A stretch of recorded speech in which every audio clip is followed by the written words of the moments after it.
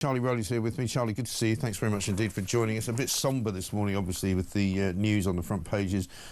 Every single paper, of course, absolutely dominated by this. He was an Islamic terrorist, is what it says on the front page of the Daily Mail. The attacker named as a Briton, aged 35, of Syrian descent. 7 minutes of evil is what it says on the front page of The Sun, and they all use a picture of him lying face down, having been shot. And there was a video, which I'm not sure if you've seen, but many people have seen, which circulated fairly early yesterday, of the police doing a fantastic job of neutralising, because they worried that he was actually, after having been shot once and was sort of down on the ground, he started to look like he was going to get up, looked like he might have a bomb of some kind, and they shot him again. And they managed to neutralise him within 7 minutes of getting the call.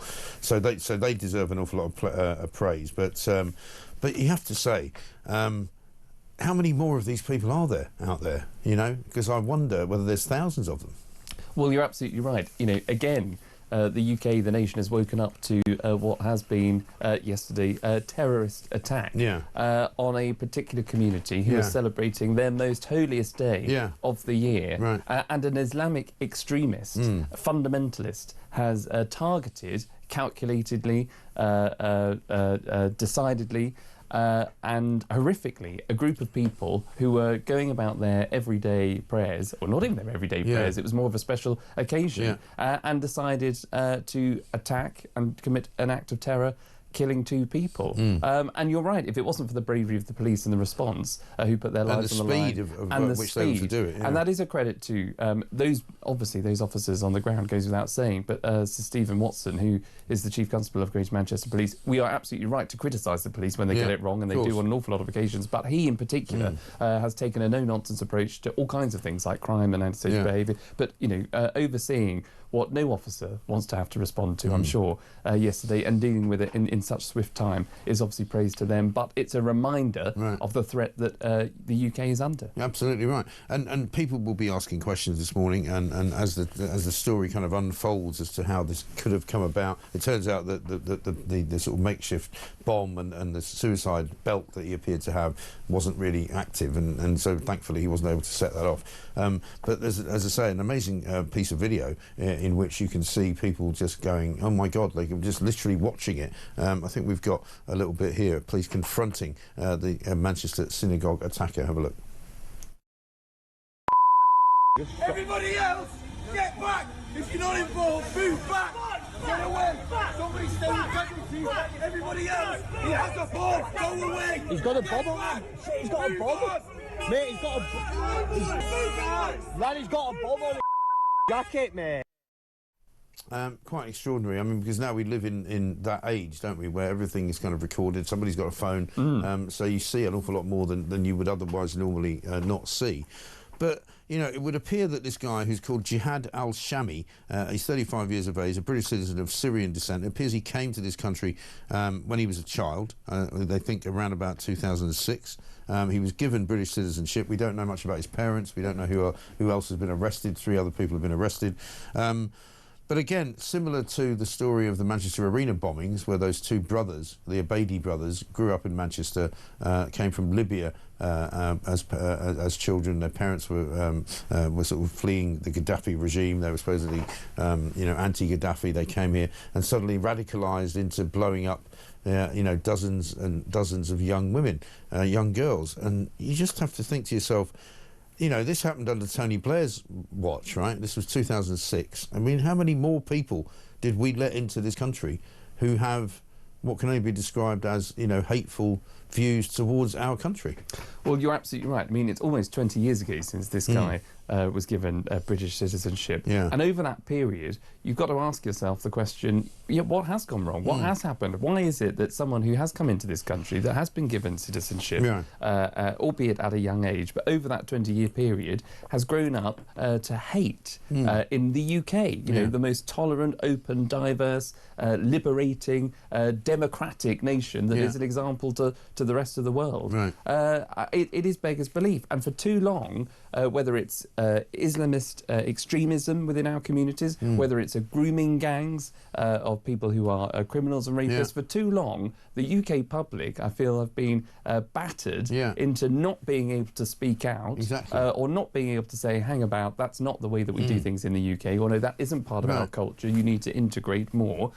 We've been told that we're far right and racist if you dare mention anything like that. All the while, actors like this individual have been able to sit at home, no doubt, preach this hate and commit these vile acts. It's abhorrent, and you know, everybody has to look at themselves, whether they've been a community leader, whether they've been in government, and say, well, how on earth have we allowed this again to happen on the streets of the UK? Because we have allowed it to happen because, as you quite rightly say, of this kind of fear that the authorities have had of singling out Islam as the main reason. You know, as I think Douglas Murray often says, you know, not every terrorist is a Muslim, but every Muslim terrorist attack has been carried out by somebody who's been radicalised by the Muslim faith. Exactly, and look, you know, the statistics, you know, speak for themselves. You know, we have this Prevent programme in the UK, which is supposed to, you know, if you identify someone that might be, you know, as a kid or someone young, you know, radicalised and not, you know, on the straight and narrow for whatever reason, that they're whatever access they've got to wherever they've come from originally, you know, you refer them to prevent them. It's supposed to do what it says on the tin,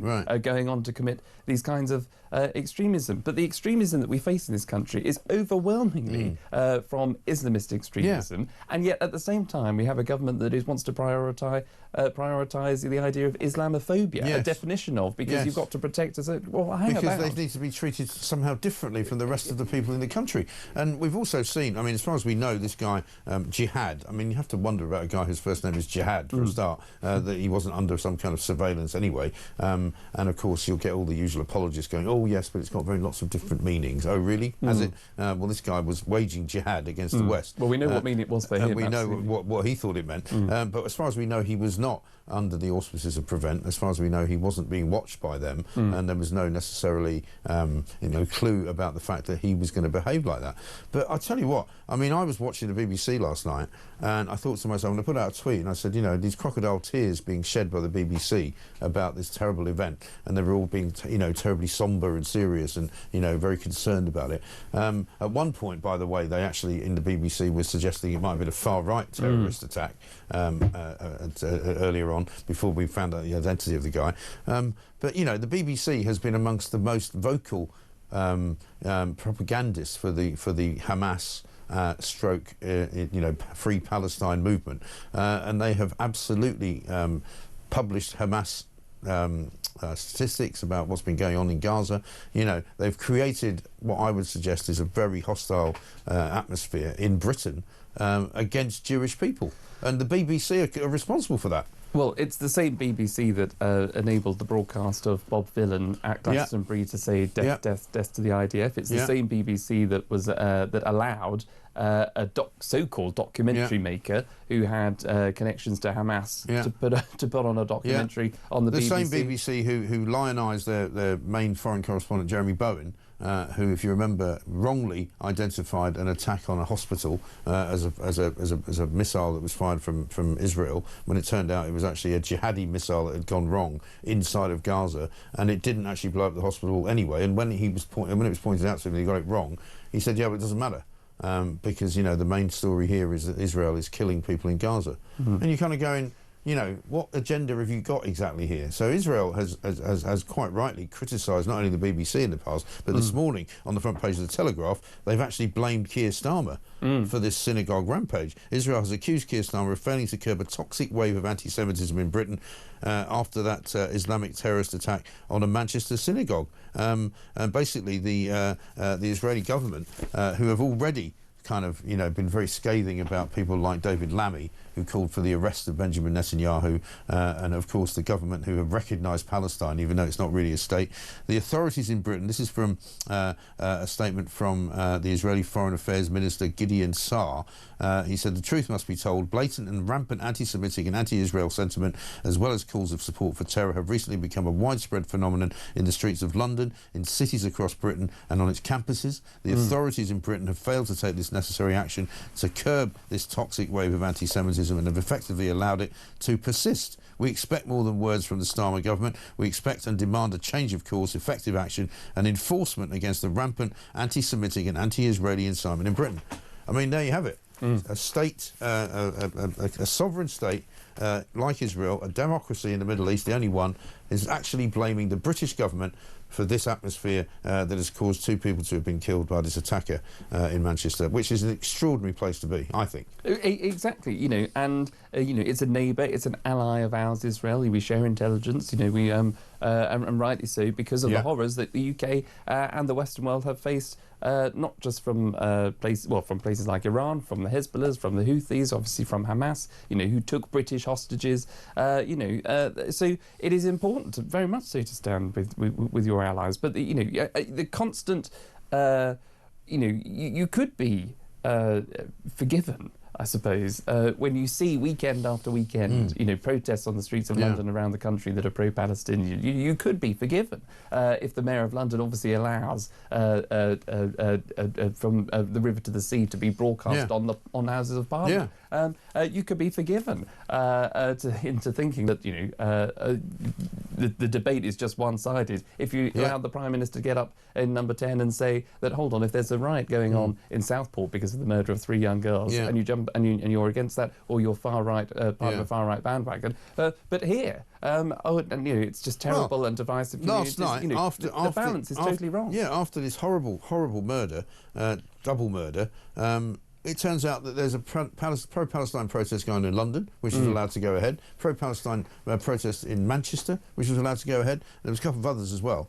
And at no point did the police think, perhaps we should actually tell these people not to do it today, because it's Yom Kippur, for a start, the holiest day in the Jewish calendar, and people have been murdered as a result of this Jihadi type organisation and ghastliness, you know. And yet they didn't stop it, and they let it go ahead. And looking at Keir Starmer's Twitter, as we do every day, he sent out 3 tweets yesterday about this incident. In all of those tweets, he didn't mention Islam, he doesn't mention terrorist attacks, he doesn't mention Muslim connections to terrorist attacks, he doesn't mention anything at all about what is obviously an anti-Semitic, pro-Arab terrorist attack, and he just doesn't say it. My thoughts are with the loved ones of all those affected, and my thanks goes to the emergency services, blah, blah, blah, blah. I'm appalled by the attack at the synagogue in Crumpsall. We will do everything we can to keep our Jewish community safe. At no point does he allude to who's done it. But you can imagine if it was something that he thought was from the far right, he'd be saying it straight away. Absolutely, you know, and 2-tier once again. Well, exactly, and I was about to say exactly the same thing. And I was talking to Christian, your brilliant producer outside, but you know, we've been talking about it all this morning. But can you imagine if roles were reversed? If this was somehow an attack on a mosque or something? Exactly, and you had people protesting about that last night. You know, the Mayor Sadiq Khan wouldn't have that at all. No. You know, the Met Police would be down on you like a hot ton of bricks to stop you protesting. And so it is, I'm afraid, another example again of 2-tier justice and 2-tier policing, particularly in London. It seems to me, and yet, look, you know, all things can be true, but what is certain, but what is so frustrating is that the Prime Minister can't even bring himself to say it. That the facts are, this is a radical extremist, this is an Islamist extremist, it's a terrorist attack, and the people responsible need to be called out for it, and the Prime Minister needs to show leadership here, not sort of retreating into not hiding in the shadows going, oh, we can't say anything about Islam. Let's have a look at what he actually did say about anti-Semitism on the rise.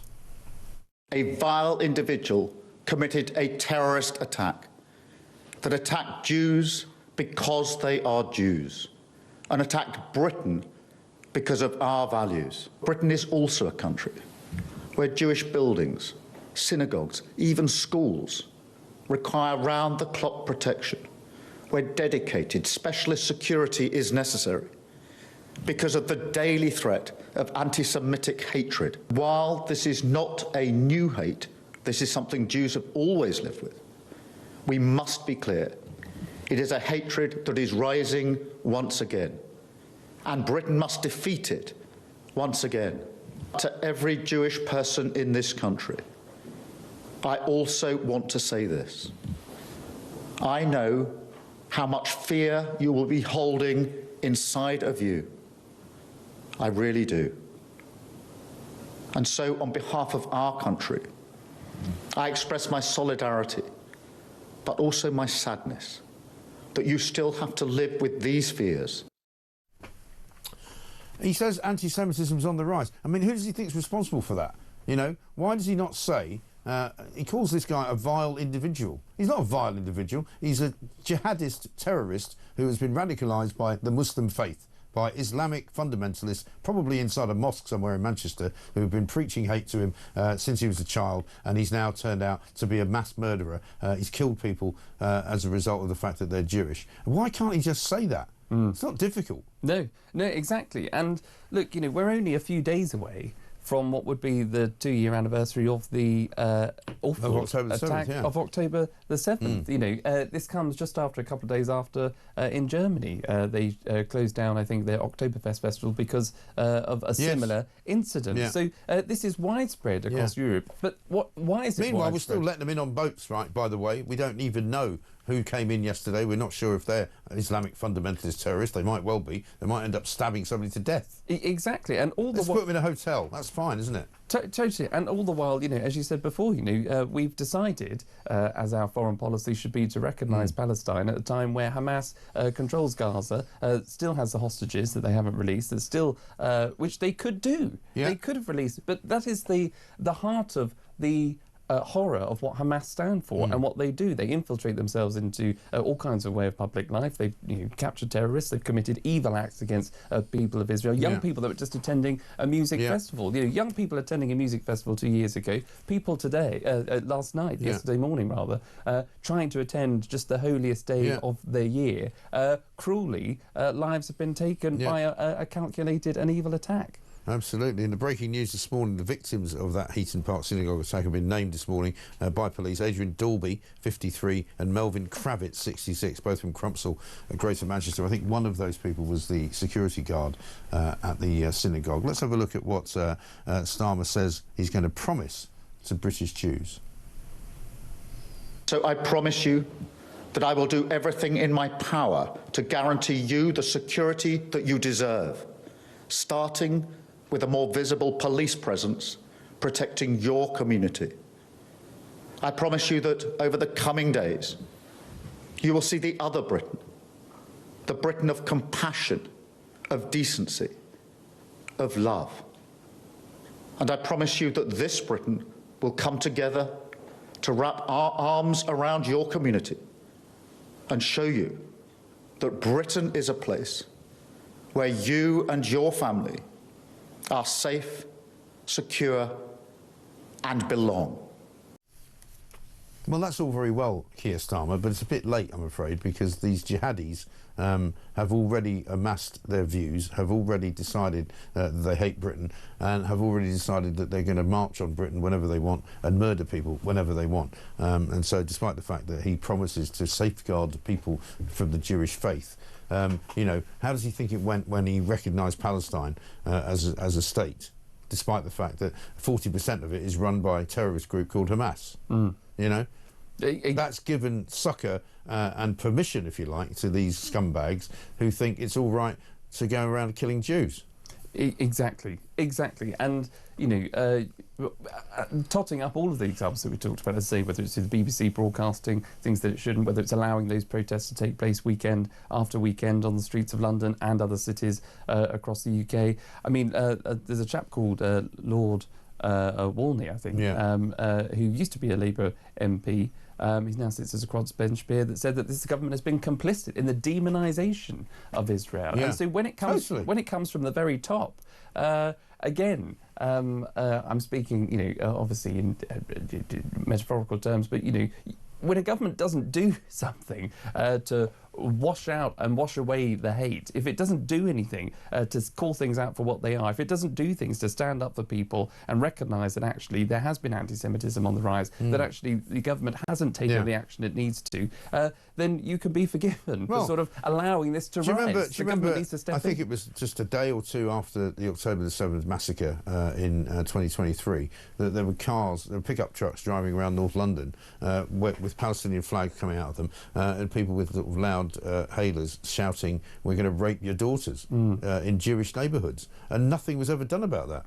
And that is part of the reason why this guy has done clearly what he's done, because he thought, well, nobody's going to punish me for this. You know, I'm completely within my rights to kill Jews because nobody cares about them, and certainly Keir Starmer doesn't. Because you know why? He's so lily-livered and weak that he thinks he can't betray his Muslim vote base. And that's why he stands up for these scumbags. City of Manchester District Commander Chief Superintendent David Meany saying this morning there will be increased visits to local places of worship following what happened yesterday. People in North Manchester, Bury, Salford, within Jewish communities and around synagogues can expect to see uniformed officers on patrol in vehicles and on foot throughout today, into this evening and over the weekend. I mean, what a terrible state this bloody country is in when police have to go around protecting those peaceful ordinary members of society who want to go to their local place of worship and say a few prayers, but they have to have police protection from these scumbag Islamists, right, who just want to kill them. Well, exactly. That's the question. You know, what other religion or what other group of people today waking up in the UK have to have police protection either at a place of worship or at their school or in their workplace, where, you know, even at Labour conference, I remember all those years ago, the name escapes me, the Labour MP had to have protection at her own party conference, police protection at her own party conference because of the hate that goes on. It is all against Jews. And for too long, we haven't talked about that because the Jewish community seem to just be able to get on about it. They don't want to cause a fuss, but they have been victims of a rise in anti-Semitism, and the balance has been so tipped the other way to, as I say, a government trying to work out what the definition of Islamophobia is, when there's another religion in this country that has been actual victims of attack and continue to be, as we saw so awfully yesterday morning. It's absolutely shameful. We're going to take a little break here. It's 6:28. Let me read you this, though, from Gaza in Yorkshire. Morning, Mike. England has turned into a country of hate, and all because of the left's ideology. The murders were bad enough on the holy day, but the protests afterwards were the cherry on the cake. The levels of hate and disorder in London last night were disgusting. Let's see if Starmer calls them out today. I bet he doesn't. Well, he bloody well should, and he should make sure that there should be no pro-Palestine demonstrations going on over this weekend in any part of Britain. They should be outlawed, they should be stopped, and it's time. Enough is enough. And I think all of us would agree with that. Welcome back to Morning Glory, 6:32. Mark in Croydon says, morning, Mike. What will it take to finally sort this country out? I fear this country is past the point of no return as we continue to appease the left and Islamists. And Marco in Swindon says, in the week of the terrible Manchester attack, if there was any better time for Starmer to sincerely engage with the public, it would have been now. But what do we get? Another auto-cue rush speech written by somebody else and more nonsense about division. When will these idiots realise that recognising a Palestinian state is going to spur on our own internal terror cells to carry out acts like this? Starmer needs to step down immediately, and this government needs dissolving. People are very, very angry this morning. Charlie Rowley's here with me about what's happened, and because you can draw a connection between what happened yesterday in Manchester and what happened on the 20th of September. This is Keir Starmer recognising a Palestinian state. Have a look. Today, to revive the hope of peace and a two-state solution, I state clearly, as Prime Minister of this great country, that the United Kingdom formally recognises the State of Palestine. I mean, formally recognise the State of Palestine. He has no clue, this man. He doesn't even understand, as he's saying those very words, what was the likely result of those things being said. And today we are reaping the whirlwind of that, because what happened in Manchester yesterday, I believe, a direct result of him basically giving permission for jihadists to attack Jews. Exactly. Well, it's rewarding. It's rewarding terrorists. Rewarding terrorists. Rewarding Hamas for October the 7th, 2023. Rewarding everybody who's ever committed a terrorist act on behalf of Islam in this country, because he's basically showing that we will recognise you as a state now, because well done, you've bombed your way to the negotiating table. Yeah, exactly. And that's why excuse me. This is so important, because words matter, government actions matter, inaction matters.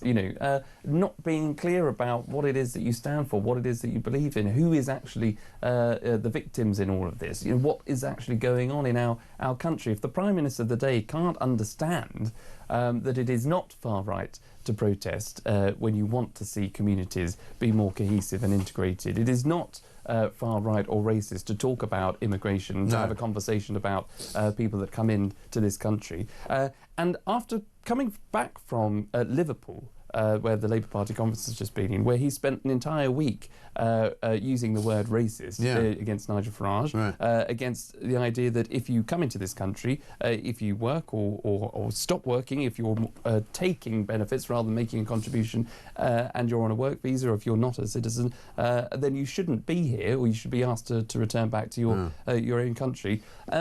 Today, people will be asking themselves, OK, this chap was given citizenship in 2006, but if it was somebody else, had they not had citizenship, do we think that they should therefore still be allowed to remain in this country? No, we don't. No. So, does the Prime Minister still think that it's racist to ask people that have come from a different country into the UK, if we ask them to leave because they're a criminal? Well, do people think that's racist? Of course they do. Let's face it, one of the big tenets of his argument was, Nigel Farage wants to get rid of people who have been living here for years, people who are our neighbours. Well, this guy has been living here for years. He's one of our neighbours. He's been sitting there plotting about killing Jews for the best part of, 20 years. Precisely. Right? And he's grown up with this hatred in his heart, having been given the solace and the sanctuary that this country afforded him, having come from Syria, which was a place that's been blown apart by his fellow, Muslims. And suddenly, this is the reward that he gives to the country that gave him a life, a new life. And so, actually, when Keir Starmer says we will fight with every fibre in our being against you deporting these people who came here many years ago, he's actually wrong about that as well, because we should now start deporting some of these people who have been here for 20 years because they're all bleeding jihadis. Yeah, exactly. And it speaks to... Why should we wait for them to blow us up? Yeah, totally, exactly. And it speaks to some of the messages that you've been receiving this morning. People who say that this country is beyond help now, because you've got a situation where the Prime Minister is very happy to allow those people that might have been here for years that still want to cause us hate and harm, they'll be allowed to stay. The people coming across that you said earlier on, those small boats, we have absolutely no idea who some of those people are.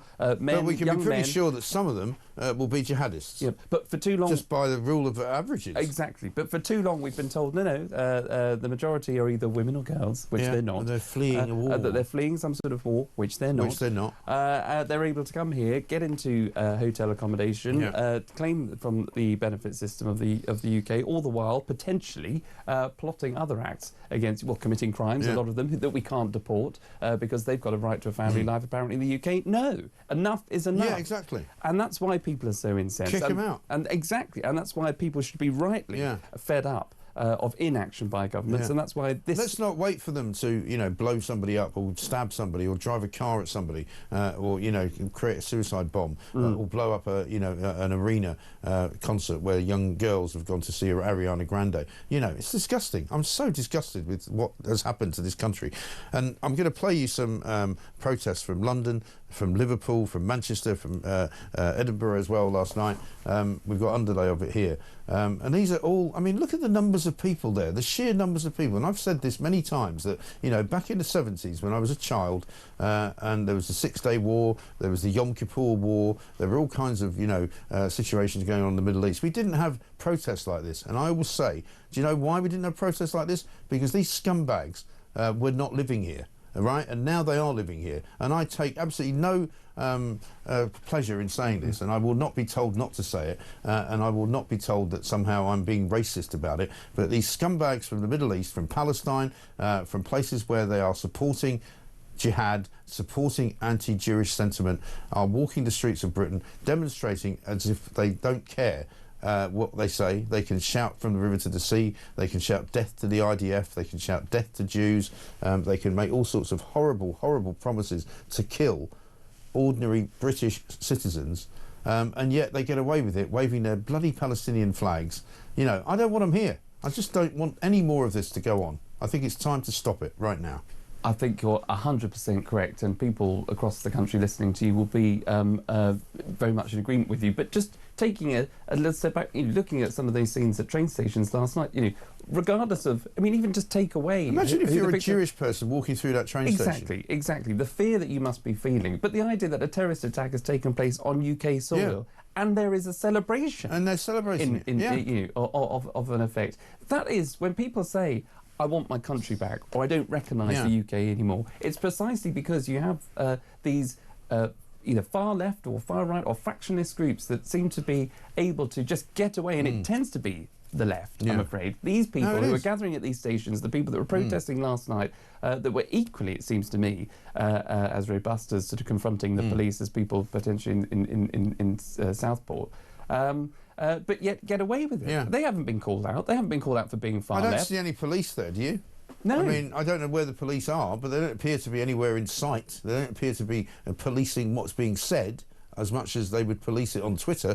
And have a look at this, right? This is Shabana Mahmood. She went up to Manchester last night to do a little mini press conference with what's his face, Andy Burnham. And Andy Burnham sort of took most of it. But here's what she only said a very few words, but I was really incensed by what she said. Have a look at this.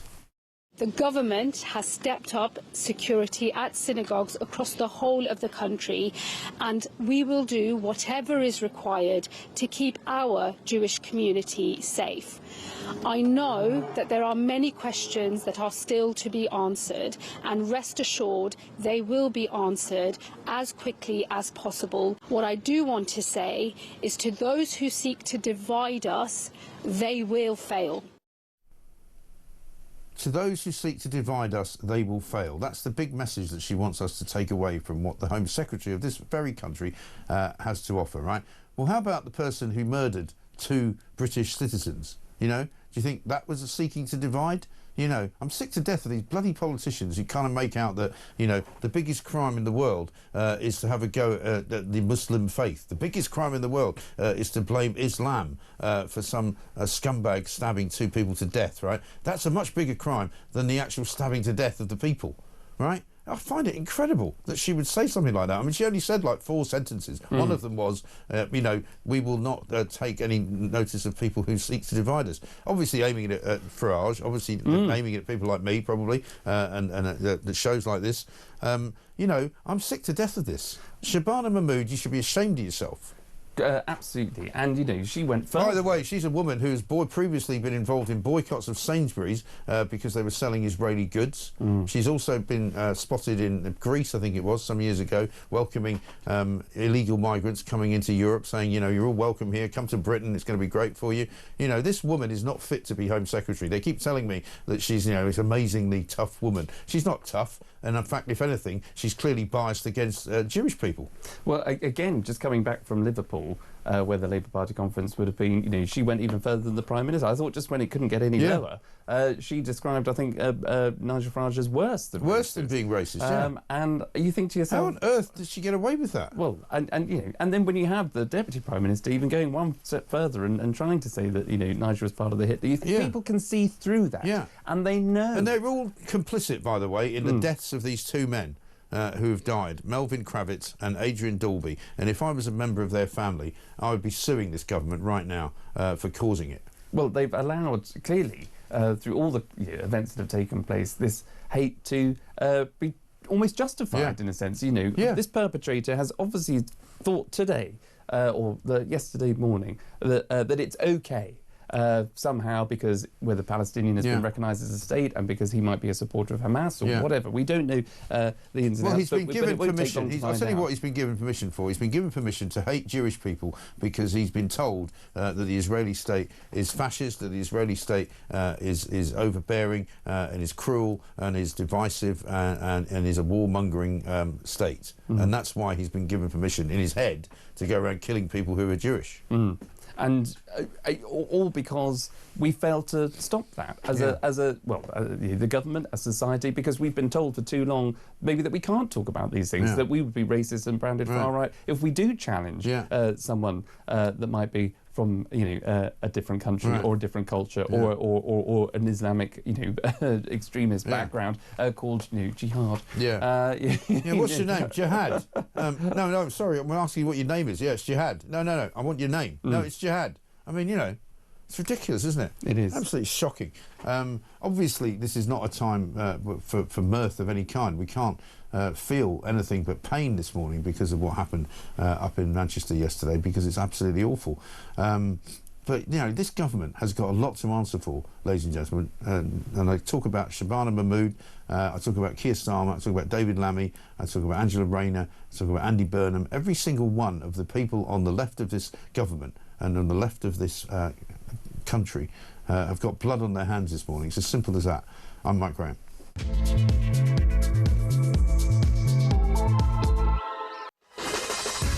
Welcome back to Morning Glory, 6:47. This from Bridie. He says, Mike, this is the point where good Muslims need to stand up and passionately condemn these terrorists. Well, we never really see that, do we? We ask for that quite a lot. I haven't yet seen any Muslim leaders getting up and saying that this is a terrible thing that's happened and we condemn it absolutely unreservedly. It would be nice if that did happen, but it never really does. Reg says, morning, Mike, it's now time to close the borders completely. Nobody in at all. We have enough problems to deal with. Absolutely right.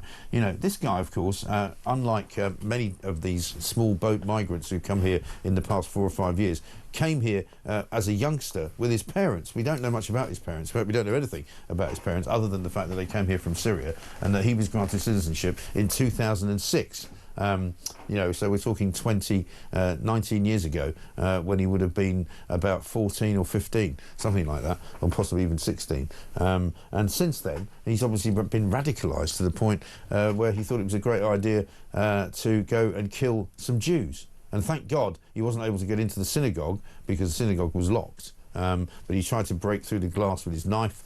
Luckily, the police managed to get there within 7 minutes and neutralise him and kill him before he did any more damage. But let me just take you to another story which we haven't really looked at the rest of the papers this morning as well. Charlie Rowley's here with me because obviously it's very much dominated by this horrible terrorist attack yesterday morning rather. But on page 17 of The Sun, government advertising a £5 million deal to provide 24/7, 365 days a year taxi service for illegal migrants. Right, taking us for a ride again. It's a great story by Julia Atherley, who's the Home Affairs correspondent. The government offered transport contracts worth £5 million to ferry migrants around the country, despite the fury over taxi trips for asylum seekers. This was a story we did the other week about people paying hundreds and hundreds of pounds to taxi companies to take migrants to doctor's appointments, dental appointments around the country, taking them to Home Office appointments. Just unbelievable. So clearly, Home Secretary Shabana Mahmood hasn't changed anything. This is all still going on. Exactly. All talk and no action from this government, where, you know, notwithstanding the millions of pounds that are spent on hotel accommodation, that daily bill that hardworking taxpayers have to fork out, not content with just putting people up and giving them £50 a week in benefit, allowing people who do come into this country to illegally to work illegally, whether it's through delivery driving companies. Not only that, they get a free cab to go and get a doctor's appointment or their dental care when there are millions of Brits sitting at home that can't get those appointments. Can't afford. Well, we've had people, when we were doing that story, we had people getting in touch with us who said, you know, I had to go to the hospital the other day. It's about a 15-mile ride. I had to get a bus. I couldn't afford a taxi. And when I came out again, I had to walk all the way down to a bus stop, which was about half a mile away, in order to get a bus home. That's what I had to do. Whereas if you're a migrant, you can get in a car. And we had a couple of cases of a guy from Herne Bay, a taxi driver, who rang us up and said, I took this bloke from Folkestone to Scotland in a sort of E-Class Mercedes sedan, luxury car. It cost £800.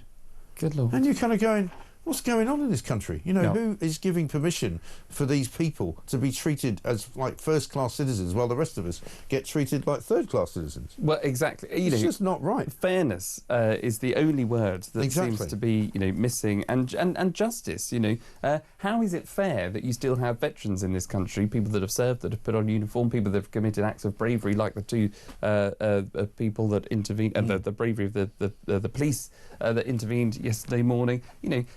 People that have served this country, put their lives on the line, you know, are sleeping rough on the streets. All the while we're putting people that come into the country illegally through a small boat crossing up in a hotel. You know, where is the justice? And they're still coming in, and we're still putting them in hotels, regardless of what the government says about, we're clamping down on hotels, we're starting to close them all down. They're actually not. But it's the government that can deal with this, and it's the government's rhetoric that matters. The language matters. And, you know, and when you're told constantly by the government, and particularly the Labour government, that that no, everybody that is crossing and the left, everybody that is crossing in a small boat crossing, they are refugees. Right. They are seeking asylum. Right. They are genuinely people who are fleeing genuine cases of persecution, prosecution, all the rest of it. They're not. And we've known this for a long time. But it's people like you and I, people on the right, and people of common sense, the ordinary British person on the street knows that that's not true. Of course. And knows that these people are taking us for a ride because we've been a soft touch. It's only now this government seems to have got it. But for so long, for years and years and years, it has been the Labour Party. It has been people on the left that have told us that, no, we're wrong, we're not compassionate people, that you and I are just far-right racists.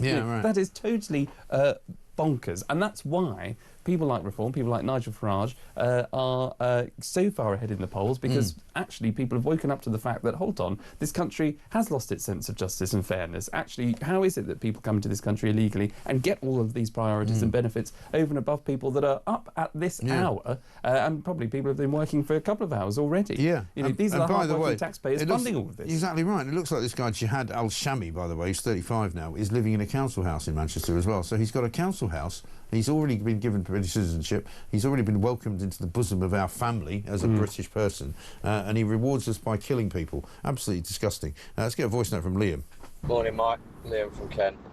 First off, I'd like to thank the Greater Manchester Police for their fast response yesterday and for preventing any more bad from happening. And secondly, on a much more sort of serious note, I hope this is a wake-up call to Keir Starmer and his little cronies. I hate to say it, but I think we all knew at some point there was going to be a boiling over point, and I think this is it. We can't keep this up. Like, I'm speechless. Really am speechless. What is happening to this once absolutely great country? Have a great show, guys. It's pretty obvious what's happening, Liam. We've let too many people in who are scum. That's what's happened. We've welcomed them, we've given them shelter, we've given them houses, we've given them our open-armed welcoming committee, and they've returned the favour by committing terrorist attacks on our innocent people. That's what we've done, and that's where we are, I'm afraid. And there's thousands more like this scumbag, Jihadi Al-Shamie, thousands of them. What are we going to do about it? 6:54.